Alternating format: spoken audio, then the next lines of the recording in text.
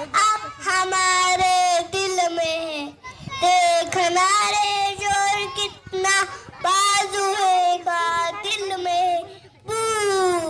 इन्कलाब जिंदाबाद मी भगत सिंग मी जाहीर करतो की मी हा बॉम्ब कुणाला मारण्यासाठी मुश टाकला नाही